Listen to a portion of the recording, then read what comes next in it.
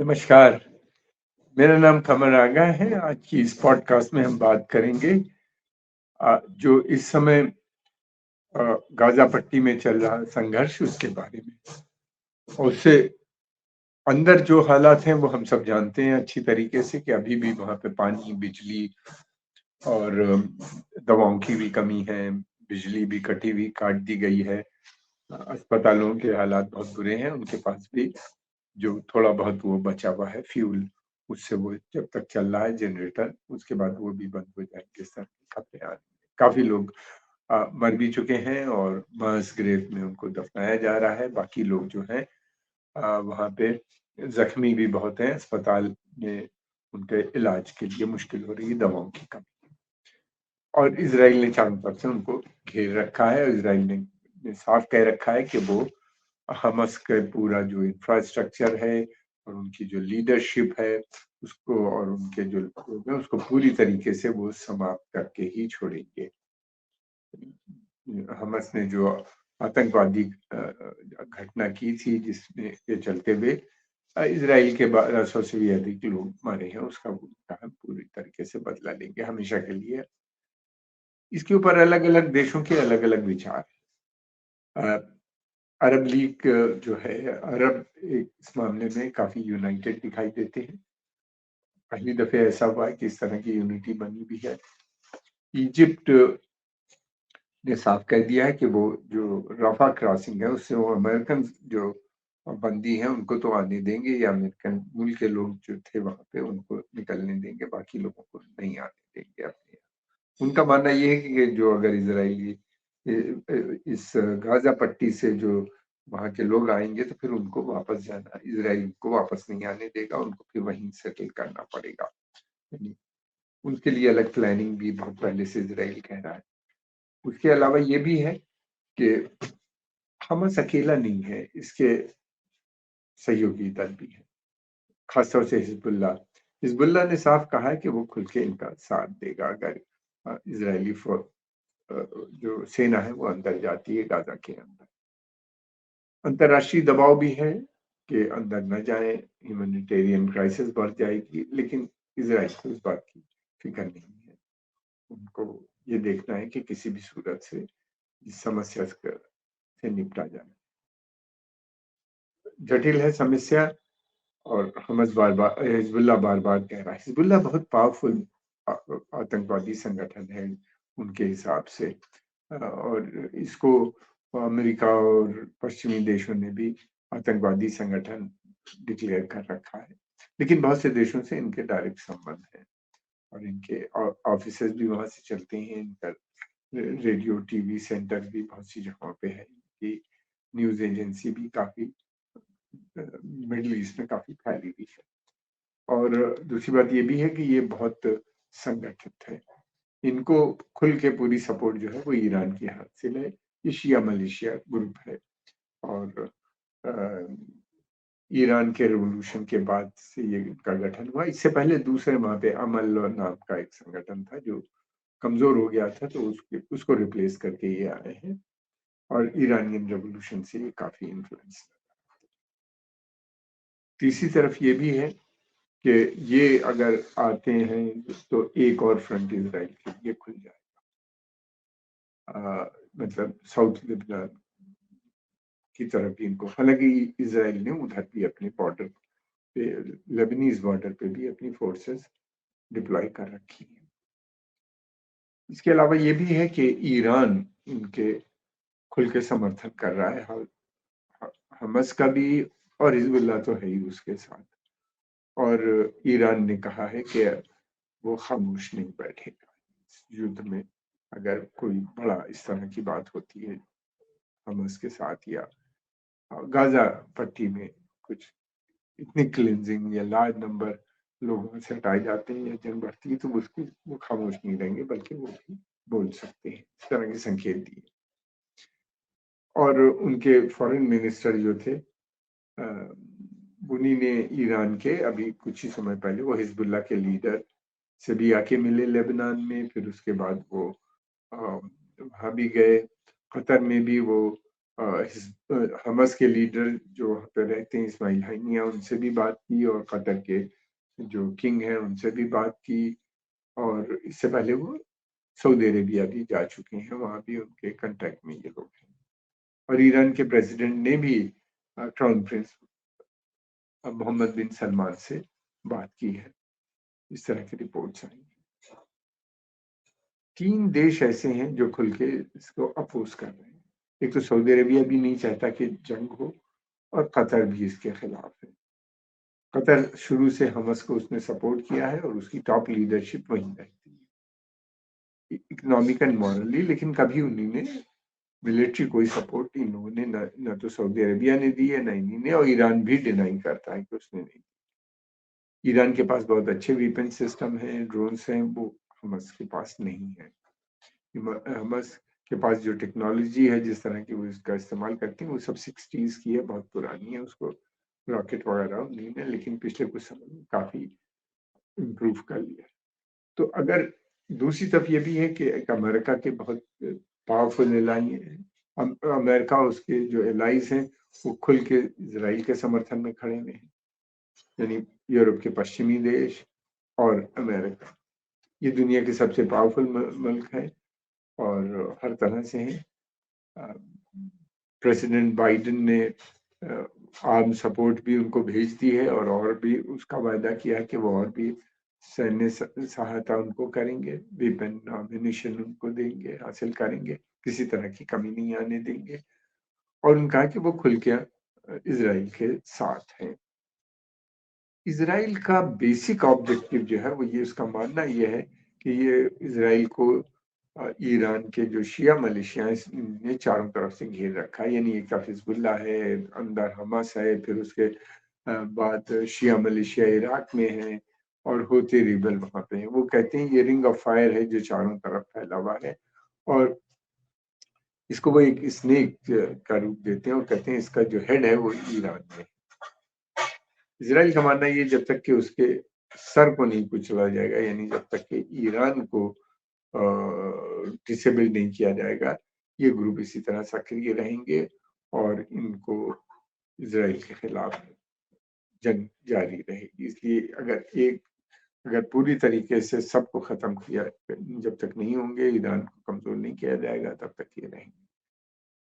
और इसराइल ये भी कहते हैं कि अब वो किसी भी शर्त में ईरान को न्यूक्लियर वेपन नहीं बनाने देंगे। हालांकि ईरान ने इस बात का हमेशा खंडन किया है कि वो न्यूक्लियर वेपन नहीं बना रहा, मगर उसका जो न्यूक्लियर प्रोग्राम है वो काफी थ्राइविंग है, और IAEA के अंडर में भी है। उनके भी वॉच डॉग में उनके कैमरे लगे हुए हैं, वो देखते रहते हैं। वो जितना 60% इंडस्ट्री यूरेनियम करते हैं, उसके बारे में उन्होंने स्वयं भी इत्तला दी है। और ये भी है कि 60% न्यूक्लियर इनरिचमेंट से न्यूक्लियर बॉम्ब नहीं बनते, उसके लिए 90-95% इनरिचमेंट की जरूरत है, जो अभी काफी दूर है। देखना ये है कि अगर इसराइल, ये जंग के पूरे चांस नजर आते हैं कि उस क्षेत्र में फैलने की है, और अगर ऐसा हुआ, इसलिए कि ईरान के को काफी समय से इजराइल कह रहा है कि वो उसका न्यूक्लियर जो प्रोग्राम है उसको वो ध्वस्त करेगा, और यहाँ तक प्राइम मिनिस्टर नेतन्याहू ने कहा है कि वो अगर अकेले काम करना पड़ेगा तो भी करेगा वो, लेकिन उसकी कोशिश ये है कि अमेरिका उसका साथ दे। अमेरिका के लिए इसराइल बहुत इंपॉर्टेंट है। अमेरिका का मानना ये, अमेरिका जो है इसराइल की मिलिट्री सुपीरियरिटी उस पूरे क्षेत्र में बनाए रखना चाहता है, यानी सबसे शक्तिशाली सैन्य सेना वहां पे इसराइल की रहनी चाहिए, न कि अरब किसी देश की, जो उसके सहयोगी देश हैं वो भी उसके मुकाबले में नहीं आ सकते। और अ, ईरान पे एक ये चार्ज है कि वो उसकी सुपीरियरिटी को चैलेंज करने की कोशिश कर रहा है। मसला जंग का नहीं है, ईरान से चल, क्योंकि ईरान काफी दूर है, न तो वहां जाता है, न वहां पे कोई उसने स्ट्राइक की है, नहीं, बल्कि ईरानियन ठिकानों पे इसराइल जो है वो लगातार सीरिया के अंदर अटैक करते रहते हैं। और उनके बहुत, इनका मानना यह है कि जहां जहां ईरानियन ठिकाना होते हैं या ईरान की जो कोशिश होती है हिजबुल्लाह को वेपन भेजने के लिए, उसको वो ध्वस्त करते हैं। अब अमेरिकन ने भी अपने फोर्सेस पर्शियन गल्फ में बढ़ा दिए हैं, फिर उसके अलावा उसके एक आर्मडा वहाँ पहुँच चुका है। इज़राइल के पास यानी नेवल शिप और दूसरा नेवल शिप आ रहा है बड़ा। ये और इनके साथ और छोटे बहुत जहाज़ होते हैं, शिप्स होते हैं और ये इसमें हज़ारों की संख्या में जो इज़राइल जो नेवी पर्सनल होते हैं, वो भी इसके अंदर होते हैं। और गौरतलब बात ये है कि जो अमेरिका का इस क्षेत्र के लिए जो कमांड सेंटर है, वो कहलाता है सेंट्रल कमांड। उसका यानी एयरफोर्स का जो उसके हेडक्वार्टर है वो है कतर में, और जो ग्राउंड फोर्सेस हैं उसके वो रहते हैं बहरीन में, और इनकी संख्या यहाँ पे ट्रूप्स की और एयरफोर्स में नए bomber plane sophisticated F-15 F-16 planes वगैरह भी डिप्लॉय कर रखे हैं अमेरिका ने उस क्षेत्र में, इन देशों में, और शिप में भी मौजूद है उनके साथ। देखना ये है कि अगर हालात बिगड़े तो बहुत भयानक जंग होगी। ईरान भी पूरी तरीके से बैठा हुआ है तैयार। ईरान का कहना ये है कि एक न एक दिन हमारे पर इजराइल जरूर अटैक करेगा, तो उनको वो डर नहीं है।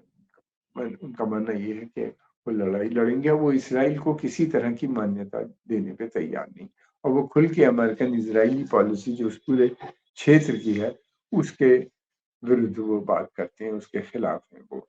और वो दूसरे सहयोगी देशों से भी उसका खंडन करने की बात करते हैं।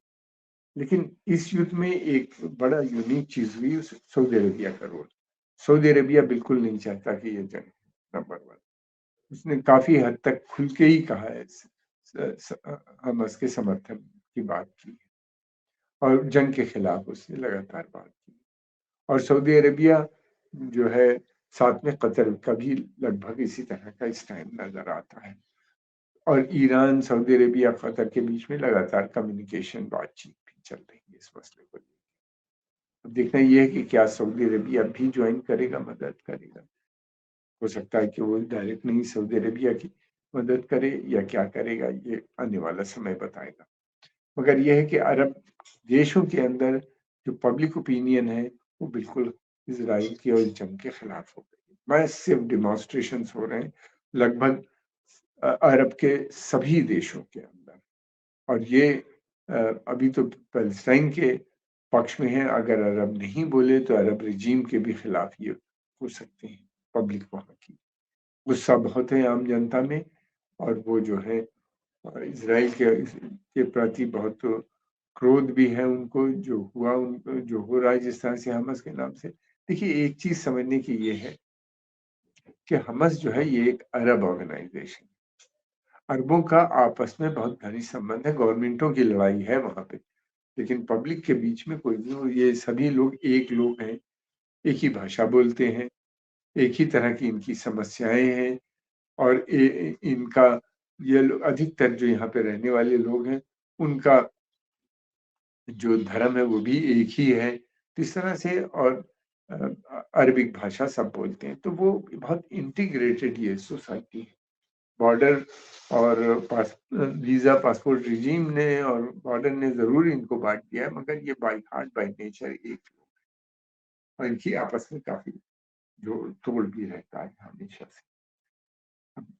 ये है कि पब्लिक ओपिनियन जो है अरब कंट्रीज में वो फोर्स कर रही है अपनी गवर्नमेंट को कि वो हमास के फेवर में स्टेटमेंट दें या बोलें।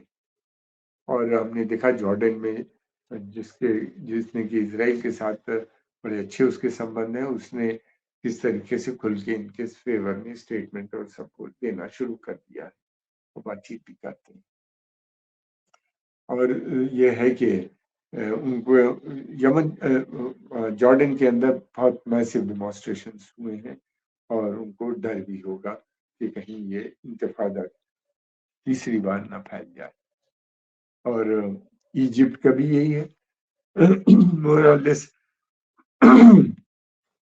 इजिप्ट भी खुल के हमास के साथ तो नहीं है, लेकिन ये कि वो उसने आतंकवाद के खिलाफ बात भी की है, अपनी सहानुभूति भी लगातार उनके स्टेटमेंट्स में लगता है कि आ रही है, रिफ्लेक्ट होती हुई नजर आती है, मगर वो इस स्टेज पे रिफ्यूजी लेने पे तैयार नहीं है रिफ्यूजीज को, और हमस को भी पूरी तरीके से बंधन करने में वो में विश्वास नहीं रखता। क्या होगा ये आने वाला समय बताएगा। ईरान भी पूरी तरीके से तैयार है युद्ध के लिए। उसका कहना यह है कि एक न एक दिन उसके ऊपर अटैक जरूर होगा, इसलिए उसने पहले तो ये कहते थे कि अब जितनी जल्दी हो, अब ये है कि उनके जो लीडर्स हैं उनको भी डर लग रहा है कि कहीं अरब जैसा माहौल दोबारा से न बन जाए। आज के इस एपिसोड में हम इतनी बात करेंगे, जल्दी एक नया एपिसोड लेके आएंगे। आपका बहुत बहुत धन्यवाद ये प्रोग्राम देखने के लिए, और आपसे हम उम्मीद करते हैं कि आप कमेंट भी लिखेंगे, और दूसरी बात ये कि इसको खुद सब्सक्राइब भी करेंगे और औरों को भी भेजेंगे सब कुछ। धन्यवाद।